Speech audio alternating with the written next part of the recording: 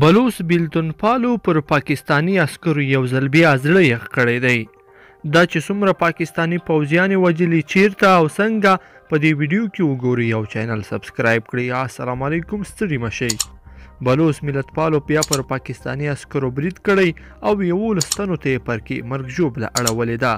د بلوچ لیبریشن آرمي په نامو د بلوچ د وسلوالو ډلې د دغه برید مسؤلیت منلی او ویلي دي چې وسلوالو یې د پاکستان د رینجرز عسکرو پر موټر چاودنه کړې چې یو تن پکې وژل شوی او 10 نور مرګونې ټپیان شوي دي.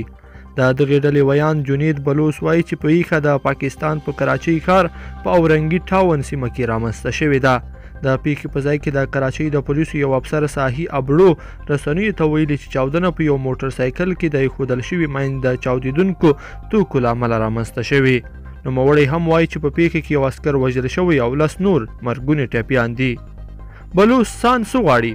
بلوچ ملت پال د پاکستانی حکومت لخوا له دوی سره د روانو ظلمونو او توپیري چلن له کبله تر پوزې راغلی دي او وایي چې په تیرو 10 کلونو کې پاکستانی حکومت د دوی شاوخوا 15,000 کشان وژلي او یا ترې تریتمې کړي دي.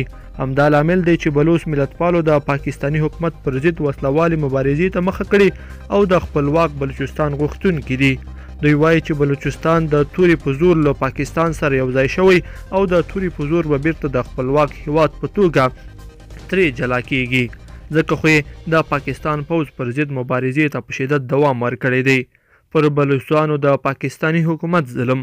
هلته بیا په بلوچستان کې ایالات سره د پاکستانی حکومت لخوا د مور او میرې چلن کیږي که څه هم بلوچستان د طبیعي منابعو له اړه پر ځان بسیا ایالت دی، مګر پاکستانی حکومت د دغه ایالت منابع نورو سیمو ته وړي او بلوچستان سخت محرومیت کې ژوند کوي.